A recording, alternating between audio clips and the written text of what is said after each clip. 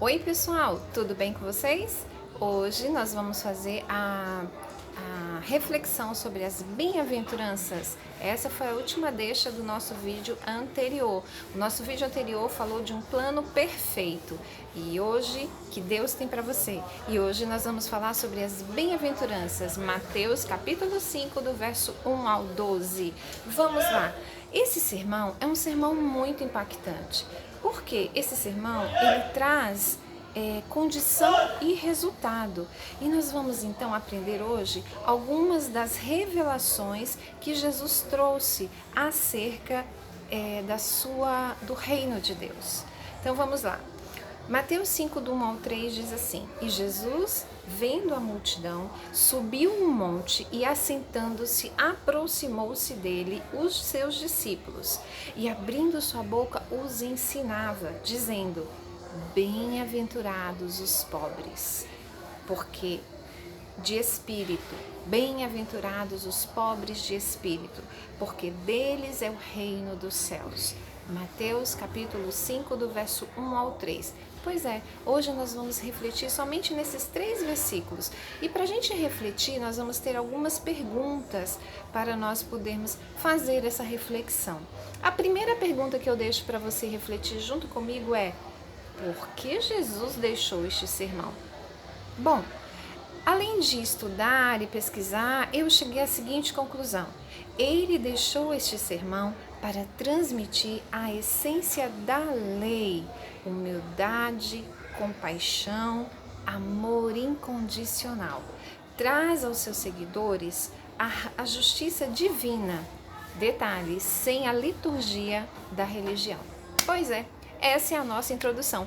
Para você que não me conhece, meu nome é Joilde Santos, sou leitora da Bíblia. Seja bem-vindo no nosso canal, você que está começando aqui com a gente, os que já estão, permaneçam conosco. Você que entrou agora, que está assistindo pela primeira vez, dê o seu joinha, inscreva-se no nosso canal e vem com a gente, porque tem muita coisa boa da parte da Palavra de Deus, tá bom? Então vamos lá. Jesus, ele tirou esse sermão de onde? Essa é a próxima pergunta que nós temos para refletir juntos. De onde Jesus tirou esse sermão, pessoal? Ao subir no monte para anunciar a vontade de Deus, assim como foi com Moisés, lembra quando ele subiu no monte?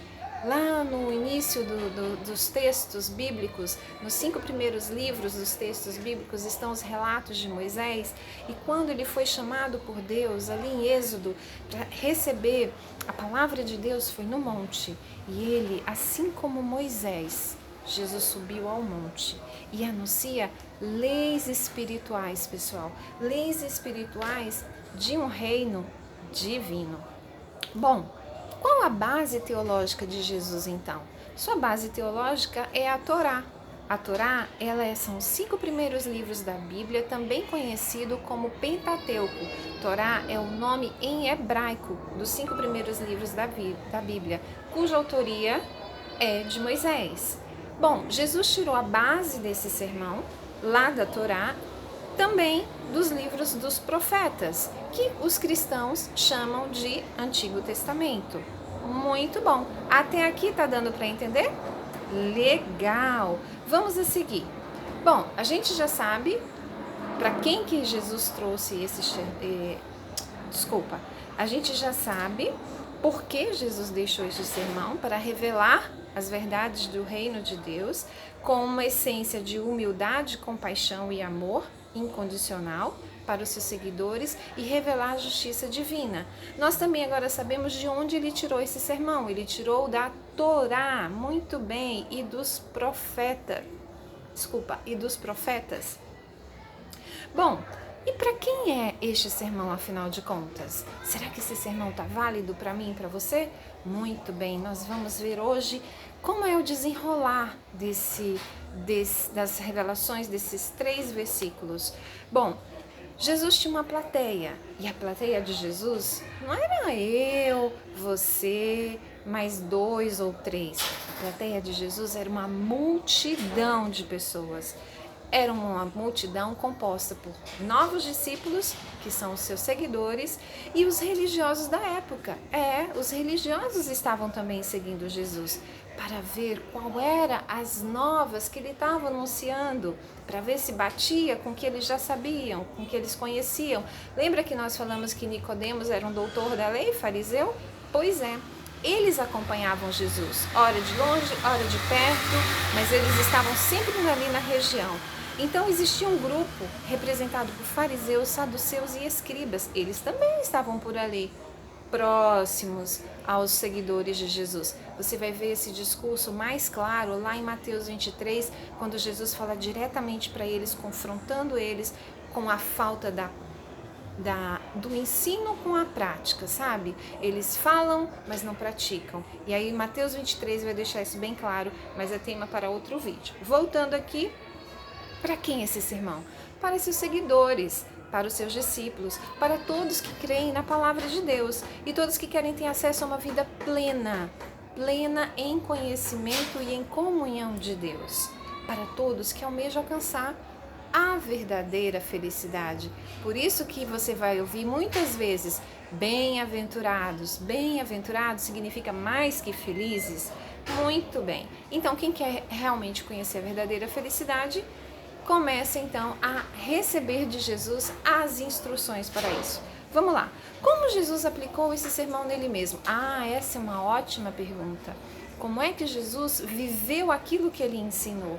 Bom, lá em Isaías 61, verso 1, tem um versículo profético, messiânico, quer dizer, acerca do Messias, que diz: o Espírito do Senhor Deus está sobre mim, porque o Senhor me ungiu para pregar boas novas aos mansos. Boas novas, pessoal, é evangelho, tá? Boas novas aos mansos. Enviou-me a restaurar os contritos de coração e a proclamar liberdade aos cativos e abrir as prisões aos presos. Que lindo! Essa é a unção que está sobre o Senhor Jesus. E ele, lá em Lucas 4:21, ele então vai confirmar, ele vai dizer que esta palavra está se cumprindo sobre ele, quando ele diz: hoje se cumpriu essa escritura em vossos ouvidos. Então Jesus, ele valida essa palavra sobre a própria pessoa dele, dizendo que ele é essa pessoa enviada por Deus, com o Espírito de Deus, com uma unção que Deus ungiu para pregar o Evangelho. Sabe, queridos, é o que nós temos que fazer hoje. Quando você que já conhece a Cristo, que já tem uma caminhada com Ele, deixa o Espírito Santo te ungir para você levar o Evangelho, as boas novas, para você pregar as boas novas para os mansos, para você enviar e ser restaurado, e você restaurar corações contritos, e você proclamar liberdade aos cativos. Esse é o chamado para todo cristão. Amém? Vamos lá então? Vamos voltar? Jesus aplica esse sermão no seu dia a dia. Então, Jesus, ele ensinava e praticava o que ele ensinou. Jesus, então, ele demonstra uma completa obediência ao Pai. E essa é a essência do Sermão da Montanha. Nós vamos ver que tem uma condição e um resultado. E a primeira condição é ser pobre de espírito, que a gente logo vai ver o que significa. E aí, Jesus, ele sempre se retirava para orar, mostrando a dependência do Pai. Jesus, ele ensinava e praticava o amor, a compaixão. Jesus era pobre de espírito, Jesus era humilde e ele praticava tudo isso que ele estava ensinando aqui.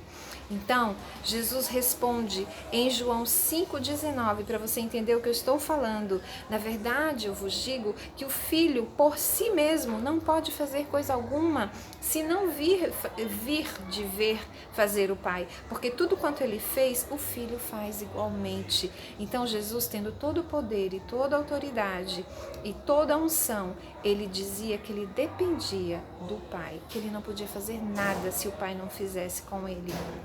Isso é um espírito pobre. Isso é ser pobre de espírito, ou melhor dizendo, não espírito pobre, pobre de espírito. E agora eu quero deixar um comentário meu para você refletir. Esse sermão fica evidente que existe um questionamento sobre a prática da lei na época. A lei perde o valor diante dessa nova aliança que Jesus está propondo, iniciada por Cristo, mas ele não invalida a lei. Jesus, A lei permanece válida porque ele mesmo disse com sua própria boca que ele veio para cumprir e não para abrogar, quer dizer, ele não veio para cancelar, ele veio para cumprir, mas um cumprimento com uma outra essência. Que essência seria essa? A essência do amor, da compaixão, da humildade, de colocar-se no lugar do outro, de amar o próximo como a si mesmo, amar a Deus sobre todas as coisas. Seria o cumprimento dessa essência sem a liturgia da religiosidade. E para o vídeo não ficar grande, vamos então continuar. Quem são os pobres de espírito? Essa é a outra pergunta que eu faço para a sua reflexão.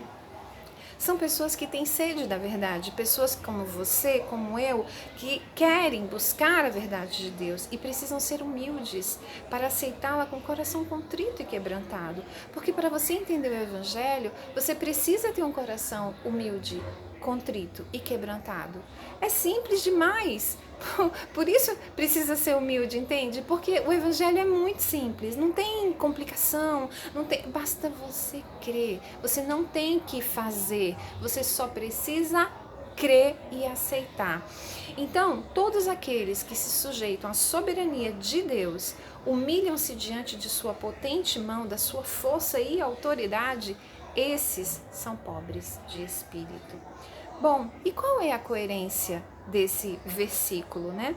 Uma vez que todos se rebelaram e afastados estão da presença de Deus, em Romanos 3:23, a condição agora é ser pobre de espírito, render-se ao domínio do Senhor Jesus, render-se ao domínio de Deus, ao seu plano perfeito. E o resultado desse render-se, desse ser pobre de espírito, é pertencer ao reino de Deus e tudo que este reino pode proporcionar. Lembre-se que nós não estamos falando de um reino material, mas de um reino espiritual que domina todas as coisas e que todas as coisas estão sujeitas a esse reino. Portanto, se você pertence a este reino, você tem todas as coisas que Deus pode lhe proporcionar de uma forma sobrenatural, espetacular, e naturalmente a sua vida na terra é uma vida plena em comunhão, em alegria, em paz. Não estou dizendo que você não vai ter que enfrentar dificuldades e nem problemas, mas você vai enfrentá-las com uma paz que ninguém pode te tirar. Você vai conhecer um amor que você jamais sentiu na sua vida, um amor incondicional, que mesmo que você não mereça, Ele vai continuar te amando. Mesmo que você não faça, Ele vai continuar te amando. Mesmo que você erre, Ele vai continuar te amando. Entende? Esse Deus, esse amor de Deus, Ele é revelado no reino dos céus, aqui na terra. E era isso que Jesus estava trazendo para as pessoas. Um reino espiritual, eterno, divino. Reino remete à soberania, realeza. Reino dos céus, soberano e celestial. E o que significa então pertencer a esse reino? Significa você ser mais que feliz, eu já disse. Conhecer a verdadeira felicidade está ligado diretamente ao soberano Deus. Contudo, você precisa fazer uma coisa para pertencer a esse reino.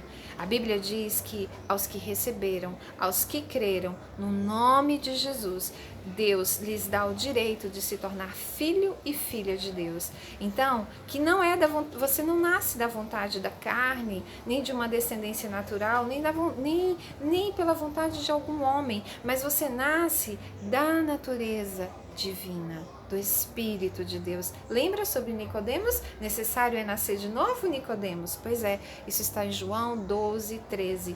E quando você faz isso, querido, você passa a pertencer ao reino dos céus.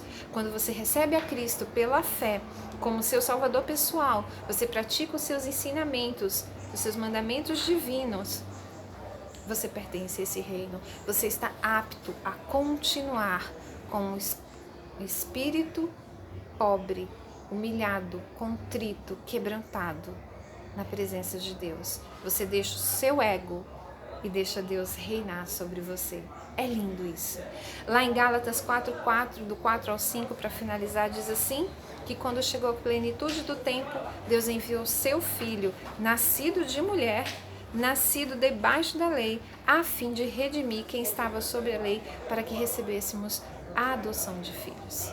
Então, essa lei, ela não é mais aquela lei que vai te punir, mas é a graça. A lei e a graça unidas na cruz de Cristo. Você quer pertencer a esse reino? Feche os seus olhos, ore comigo. Pai, em nome de Jesus, mais uma vez eu quero te agradecer por esse vídeo, Senhor. Quero te agradecer pela sua palavra e pelo sermão maravilhoso que Jesus revelou aos nossos corações. Essa pessoa que está orando comigo, Senhor, ela quer conhecer a Ti. Ela é pobre de espírito, pois ela está buscando a verdade e a verdadeira felicidade. Senhor, manifesta o seu poder na vida dela agora. Abre o seu entendimento, os seus olhos. E em nome de Jesus, que haja libertação, cura, restauração e que ela seja plenamente feliz contigo aqui na terra. No nome de Jesus que eu oro e te agradeço. Amém. Querido, para você fazer uma aliança com Deus, basta você confessar com a sua boca que Cristo é o seu Salvador pessoal. Se você crê, fale comigo agora. Eu creio que Jesus é o Filho perfeito de Deus. Nasceu, morreu, foi sepultado, ao terceiro dia ressuscitou, mas permanece vivo. E eu o recebo como meu Salvador pessoal. Peço perdão pelos meus pecados, que o Senhor possa pagar os meus pecados nesse momento. E em nome de Jesus, eu entrego a minha vida para Ti, Senhor. Dirige a minha vida a partir de agora. Até aqui foi do meu jeito, daqui para frente vai ser do seu jeito. E eu creio que eu estou salvo a partir de agora. Amém? Deus abençoe sua vida. Se você quiser deixar o seu contato, ou pedido de oração, ou sugestão desse vídeo, coloque o seu comentário aqui embaixo. Sugestão de temas para nós debatermos, discutirmos ou falarmos. Deus te abençoe. Fica com Deus. Deixe o seu nome se você fez essa oração comigo, para a gente estar orando com você, tá bom? Beijos, obrigada pela audiência. Olha o tempo.